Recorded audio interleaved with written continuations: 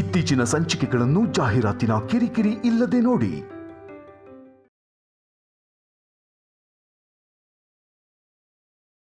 ನೀವು ಸೂಕ್ಷ್ಮವಾಗಿ ಏನಾದರೂ ಎವಿಡೆನ್ಸ್ ಸಿಗುತ್ತಾ ಅಂತ ಹುಡುಕಿ.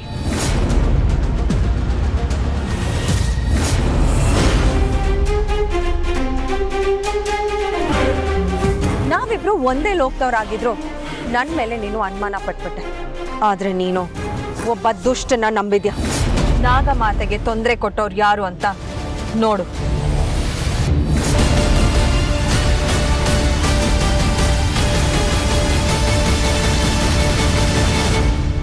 ಶಿವಾನಿ, ನೀನ್ ನನ್ನನ್ನ ತಪ್ಪಾಗಿ ತಿಳ್ಕೊಂಡಿದ್ಯಾ.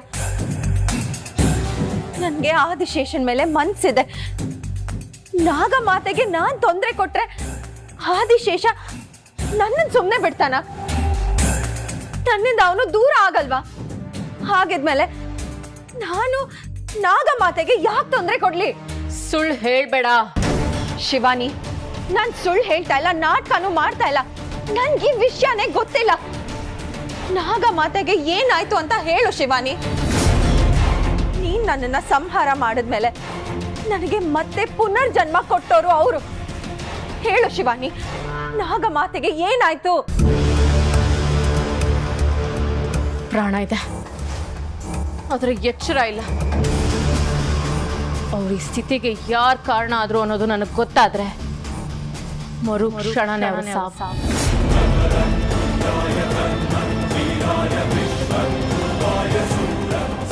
ನೀನು ಒಳ್ಳೆಯವಳು ಅನ್ನೋ ನಂಬಿಕೆ ನನಗಿಲ್ಲ. ಹಾಗೆ ನಾಗಮಾತಾ ವಿರುದ್ಧ ಹೋರಾಡೋ ಶಕ್ತಿನೂ ನಿನಗಿಲ್ಲ.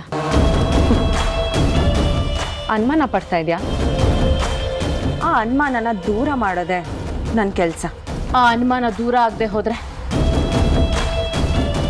ನಾಗಮಾತಾ ಈ ಸ್ಥಿತಿಗೆ ನೀನೇ ಕಾರಣ ಅನ್ನೋದೇನಾದ್ರೂ ನನಗೆ ಗೊತ್ತಾದ್ರೆ ಯಾವತ್ತೂ ಮರು ಹೊರ ಸಿಗದಿರೋ ಅಂತ ಘೋರ ಸಾವು ನಿಂದಾಗುತ್ತೆ.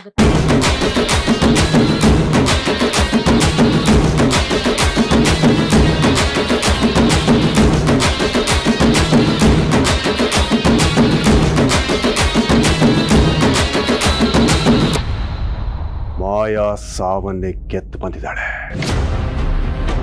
ಶಕ್ತಿ ಇರೋಳು ತಾನಾಗಿ ನನ್ನ ಸ್ನೇಹನ ಬಯಸಿ ಹತ್ರ ಬಂದಾಗ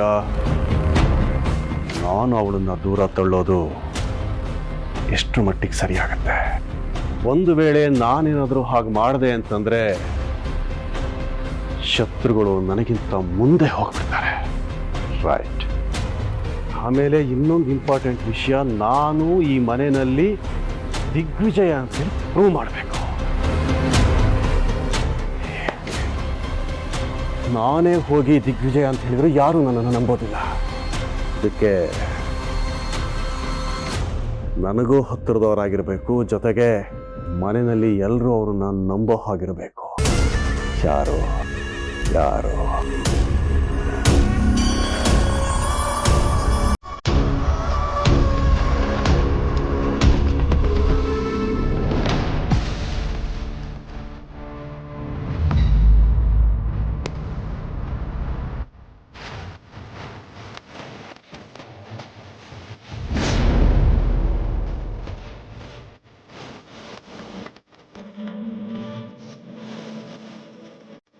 ಪದೇ ಪದೇ ಯಾಕೆ ಅನುಮಾನ?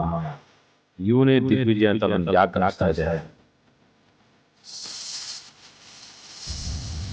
ಯಾಕೆ ನಂದೀಶ ಹಾಗೆ ನೋಡ್ತಾ ಇದೀಯಾ?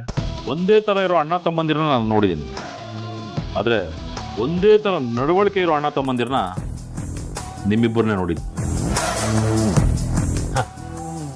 ಯಾಕೆಂದರೆ ಸಿಗರೇಟ್ ಸೇದೋದು, ನಡೆದಾಡೋ ಶೈಲಿ ಎಲ್ಲನೂ ನಮ್ಮ ಯಜಮಾನ್ರ ಥರನೇ ಇದೆ.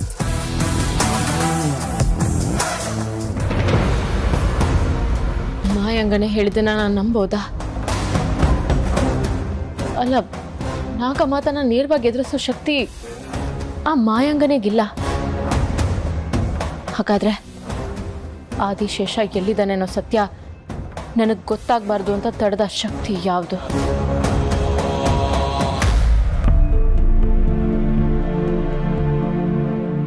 ಶಿವಾನಿಯವರೇ,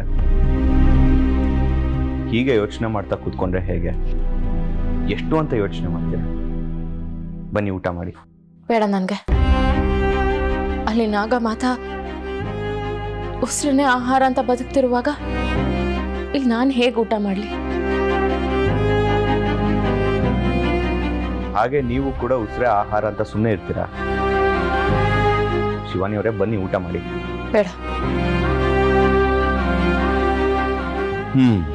ನೀವು ಹೀಗೆ ಹೇಳಿದ್ರೆ ಮಾತು ಕೇಳಲ್ಲ.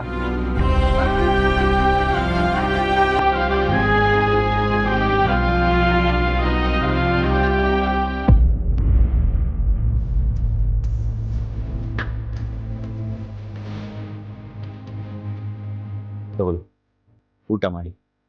ಬೇಡ. ಈ ಶಿವಾನಿ ನನಗೋಸ್ಕರ ಊಟ ಮಾಡಿ, ತಗೊಳ್ಳಿ.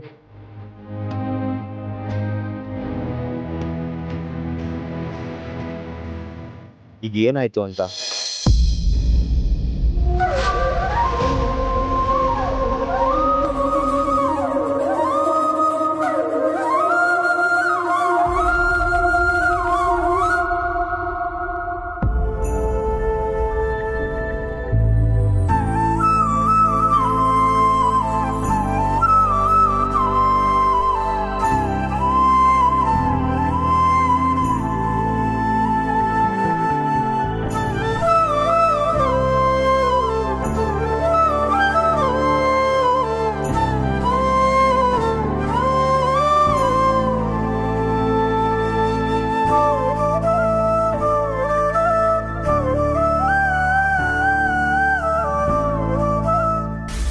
ಈಗ ಸಿಗಾರ್ ಸೇದೋದಿದೆಯಲ್ಲ, ಸೇಮ್ ನಮ್ಮ ಯಜಮಾನರು ಸೇದೋ ಥರನೇ ಸೇದ್ತೀರ.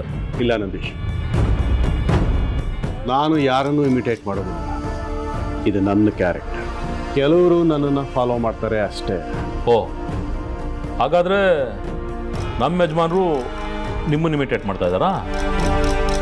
ನಾನು ಯಜಮಾನ್ರನ್ನ 40 ವರ್ಷದಿಂದ ನೋಡ್ತಾ ಇದ್ದೀನಿ. ಅವರು ಯಾರನ್ನು ಇಮಿಟೇಟ್ ಮಾಡೋದಿಲ್ಲ, ಯಾರಿಂದನೂ ಏನೂ ಕಲಿಯೋದಿಲ್ಲ. ಬೇಕಾದರೆ ಅವರು ಎಲ್ಲನೂ ಕಲಿಸ್ಕೊಡ್ತಾರೆ. ಇವನಿಗೆ ನಾನು ಹೇಳ್ತಾ ಇರೋದು ಸತ್ಯ ಅಂತ ಅರ್ಥ ಆದರೆ ಅರ್ಥ ಮಾಡಿಸ್ಲೇಬೇಕು.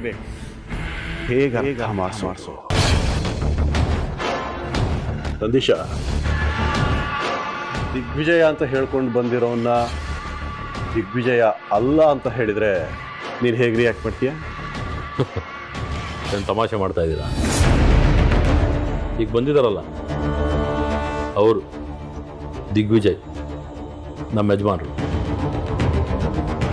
ಅವ್ರ ಥರ ವೇಷ ಹಾಕ್ಕೊಂಡು ಯಾರೇ ಬಂದ್ರೂ ಅದು ಈ ನಂದೀಶನಿಗೆ ಗೊತ್ತಾಗುತ್ತೆ.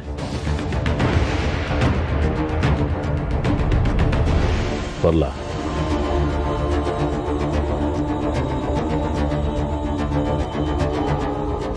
ನಾನೇ ಖುದ್ದಾಗಿ ದಿಗ್ವಿಜಯ ಅಂತ ಹೇಳಿದ್ರು ಇವನು ನನ್ನನ್ನು ನಂಬೋದಿಲ್ಲ. ಏನಾದ್ರು ಪ್ರೂವ್ ಮಾಡಿ ಇವನು ನನ್ನ ನಂಬಿಸ್ಬೇಕು. ಏನನ್ನು ಪ್ರೂವ್ ಮಾಡು, ಹೇಗೆ ನಂಬಿಸು?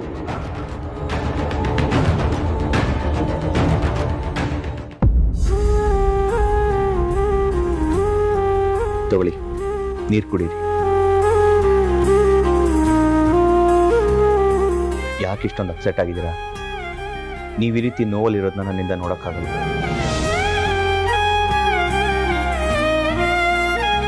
ನಿಮಗಳು ಬಂದರೆ ನನಗೂ ನೋವಾಗುತ್ತೆ.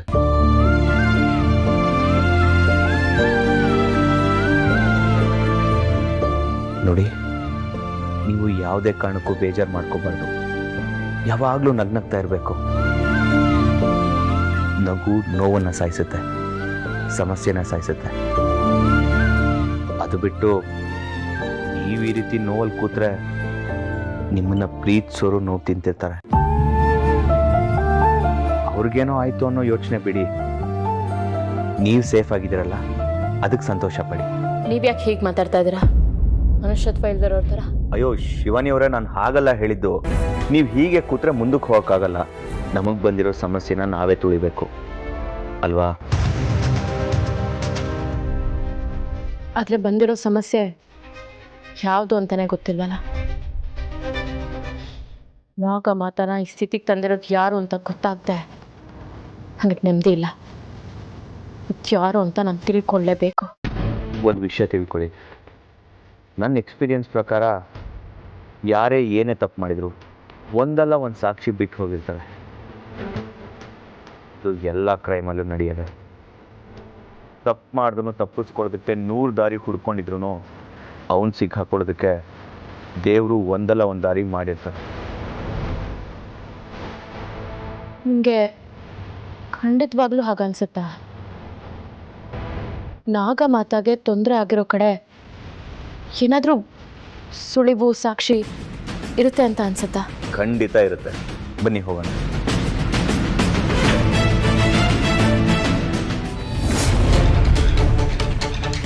ದಿಗ್ವಿಜಯ, ಇನ್ನು ಭಯ ಬೇಡ. ಆದಿಶೇಷನ ಹುಡುಕೋದು ಇನ್ನು ಕಷ್ಟ ಇಲ್ಲ. ಆ ಗರುಡ ದೇವನ ಅನುಗ್ರಹದಿಂದ ನಾಗಾನ್ವೇಷಕ ಮಂತ್ರ ಪ್ರಾಪ್ತಿಯಾಗಿದೆ. ಇನ್ನು ಆದಿಶೇಷ ಯಾವ ಲೋಕದಲ್ಲಿ ಯಾವ ಮೂಲೆಯಲ್ಲಿದ್ದರೂ ಕಾಲಪುರದಲ್ಲಿ ಬಂದು ಬೀಳ್ತಾನೆ. ಅದಕ್ಕೆ ಪೂಜೆ ಏನ್ ಮಾಡಿ, ವಿಧಿ ವಿಧಾನಗಳ ಬಗ್ಗೆ ಎಲ್ಲ ತಿಳಿದ ನಾಳೆನೆ ಪೂಜೆ ಮಾಡಬೇಕು ದಿಗ್ವಿಜಯ. ಆ ಪೂಜೆಗೆ ನನ್ನ ಸಿದ್ಧಿ ಒಂದೇ ಸಾಲದು, ನಮ್ಮಿಬ್ಬರ ಸಿದ್ಧಿಯೂ ಬೇಕು. ಆ ಆದಿಶೇಷ ನಮ್ಮ ಕಾಲಡಿ ಬಂದು ಬೀಳ್ತಾನೆ ಅಂತಂದ್ರೆ ನನ್ನ ಎಲ್ಲ ಸಿದ್ಧಿಗಳನ್ನು ಮೊದಲು ಪೂಜೆ ಆಗ್ಲಿ, ಆದಷ್ಟು ಬೇಗ ಒಂದು ಸಂಹಾರ ಮಾಡ. ಅವಸರ ಒಳ್ಳೆಯದಲ್ಲ ದಿಗ್ವಿಜಯ. ಶುಕ್ರ ಗ್ರಹದ ಮೇಲೆ ಶುದ್ರ ಉಲ್ಕೆ ಒಂದು ಬಡಿಯುವ ಸಮಯದಲ್ಲಿ ಪೂಜೆ ಆಗಬೇಕು. ಅದಾದ್ರೆ ನಮಗೆ ಶುಕ್ರಾಚಾರ್ಯರ ಆಶೀರ್ವಾದದಿಂದ ಬಯಸಿದ್ದೆಲ್ಲವೂ ನೆರವೇರುತ್ತೆ. ಓ ಶುದ್ರ ಮುಹೂರ್ತ ನಾಳೆ.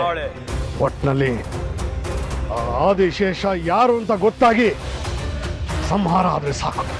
ಇಷ್ಟು ಸಂವತ್ಸರಗಳಿಂದ ನಾನು ಕಾದ ಘಳಿಗೆ ಬಂದಾಯ್ತು.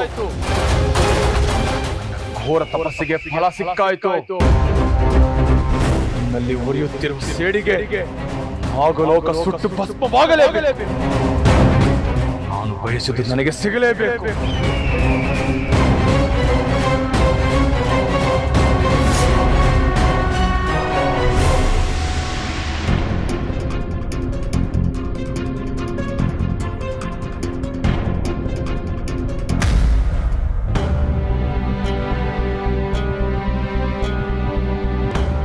ಯೋಚನೆ ಮಾಡಬೇಡಿ ಶಿವಾನಿ ಅವರೇ. ನಾಗಮಾತಾಗೆ ಯಾರು ತೊಂದರೆ ಕೊಟ್ಟರೋ ಅವ್ರನ್ನ ಕಂಡು ಹಿಡಿಯೋಣ. ಅವ್ರು ಎಷ್ಟೇ ಬುದ್ಧಿವಂತರಾಗಿದ್ರು ಈ ಥರ ತಪ್ಪು ಕೆಲಸ ಮಾಡಿದಾಗ ಒಂದಲ್ಲ ಒಂದು ಕ್ಲೂ ಬಿಟ್ಟಿರ್ತಾರೆ. ಅಷ್ಟು ಸಿಕ್ಕಿದ್ರೆ ಸಾಕು, ಚಿಟ್ಕೆ ಹೊಡೆಯೋಷ್ಟರಲ್ಲಿ ಕಂಡು ಹಿಡಿತೀನಿ.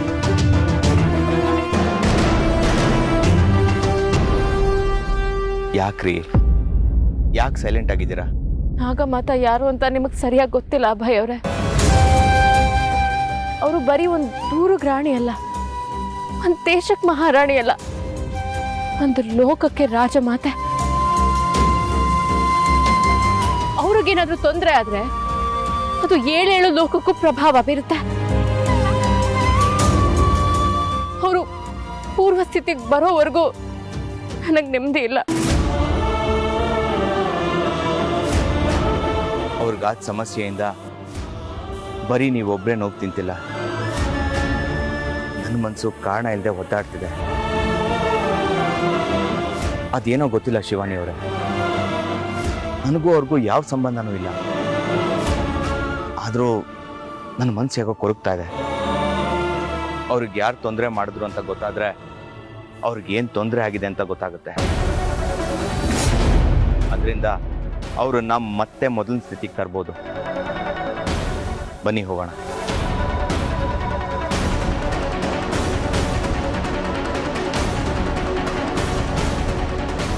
ಯಾವ ಉಪಾಯ ಮಾಡಿದ್ರೆ ನಾಗಮಾತಾ ತೊಂದರೆ ಕೊಟ್ಟವ್ರು ಯಾರು ಅಂತ ಗೊತ್ತಾಗುತ್ತೆ ಅಂತ ಹೇಳಿದ್ಯೋ ಅವರಿಂದಾನೇ ನಿನಗೆ ಅಪಾಯ ಆಗಲಿದೆ.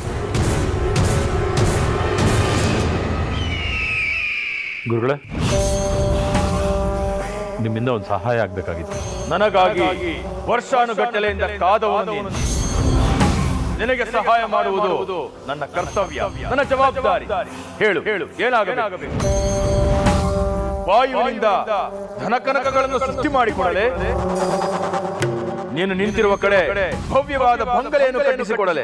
ಅದೇನು ಬೇಕಾಗಿಲ್ಲ ಗುರುಗಳೇ, ನನಗೆ ನನ್ನ ಮಗ ಬೇಕು. ನಾಗಮಣಿ ಇಲ್ಲದೆ ಸತ್ತವನನ್ನು ಬದುಕಿಸುವ ಶಕ್ತಿ ನನಗಿಲ್ಲ ನಂದೀಶ. ಸತ್ತವ್ರನ್ನ ಬದುಕಿಸೋ ಅಗತ್ಯ ಇಲ್ಲ ಗುರುಗಳೇ, ನನ್ನ ಮಗನ ಹುಡ್ಕೊಡಿ ಸಾಕು. ಯಜಮಾನರು ಬಂದಿಲ್ಲ ಅಂತ ನಿಮ್ಮ ಹತ್ರ ಬಂದೆ, ಅವ್ರನ್ನ ಹುಡ್ಕೊಟ್ರಿ. ಈಗ ನನ್ನ ಮಗನ ಹುಡ್ಕೊಡಿ, ಇದೊಂದು ಸಹಾಯ ಮಾಡಿ ಸಾಕು. ಏನ್ ಮಾತಾಡ್ತಿದ್ದೆ ನೀನು? ನಿನ್ನ ಮಗ ಸತ್ತೋದ್ನಲ್ಲ. ಗುರುಗಳೇ, ಅದು ತ್ರಿವಿಕ್ರಮ ಸತ್ತೋಗಿದ್ದು. ಅವನೇ ತಾನೆ ನಿನ್ನ ಮಗ. ಅವನು ನನ್ನ ಮಗ ಅಲ್ಲ ಗುರುಗಳೇ, ಅವನು ದಿಗ್ವಿಜಯನ್ ಮಗ. ನನ್ನ ಮಗ ತ್ರಿಶೂಲ್. ಹೌದು ಗುರುಗಳೇ, ನನ್ನ ತಾಯಿ ಯಜಮಾನ್ರ ಮಗನ್ನ ನನ್ನ ಮಗನ್ನ ಅದ್ಲು ಬದ್ಲು ಮಾಡ್ಬಿಟ್ಟಿದ್ದು. ನಾನೇ ನೋಡಿ ಮತ್ತೆ ಅದ್ಲು ಬದ್ಲು ಮಾಡ್ಬಿಟ್ಟೆ.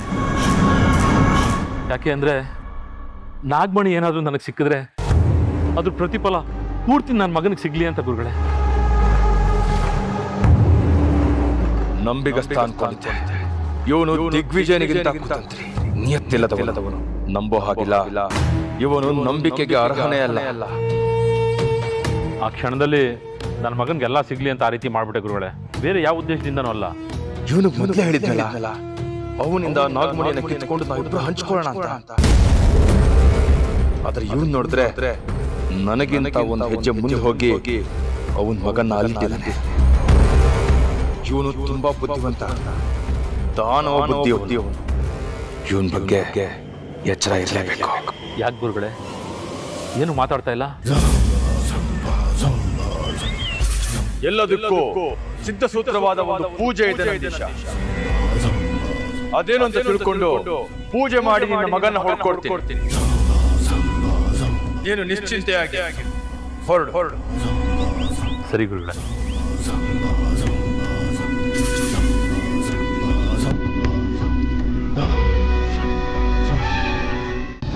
ನೋಡಿ ಶಿವಾನಿ ಅವರೇ, ಒಬ್ಬರ ಮೇಲೆ ಅಟ್ಯಾಕ್ ಆದಾಗ ಅವರು ಅದನ್ನು ಡಿಫೆಂಡ್ ಮಾಡ್ಕೊಳ್ಳೋದಕ್ಕೆ ಏನಾದರೂ ಒಂದು ಮಾಡಿರ್ತಾರೆ. ಕಿತ್ತಾಡಿರ್ಬೋದು, ಹೊಡೆದಾಡಿರ್ಬೋದು.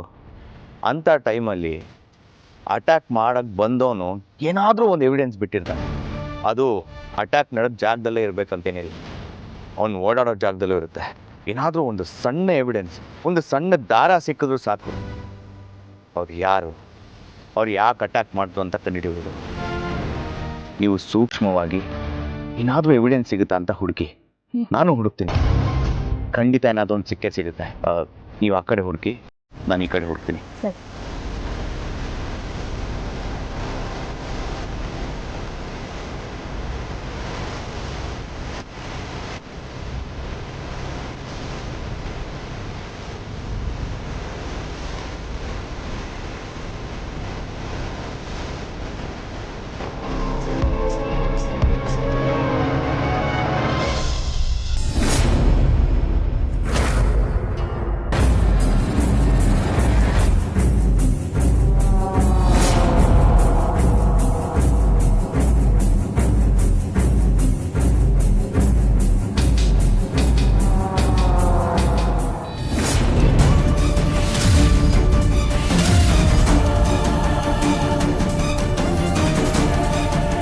ಇದು ಅಭಯ್ ಅವ್ರದಲ್ವಾ? ದೇವಸ್ಥಾನದಲ್ಲಿ ನೋಡಿದ್ದೆ, ಈಗ ಅವ್ರ ಕೈಯಲ್ಲಿಲ್ಲ ಅಂದ್ರೆ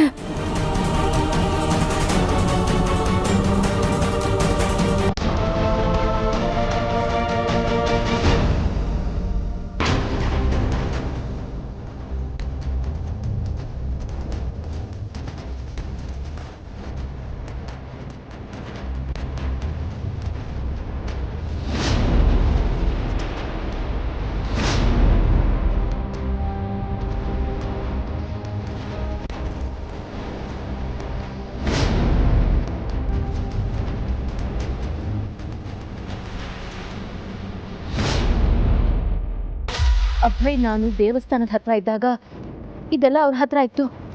ಈಗ ನೋಡಿದ್ರೆ ಇಲ್ಲಿ ಬಿದ್ದಿದೆಯಲ್ಲ, ಏನರ್ಥ?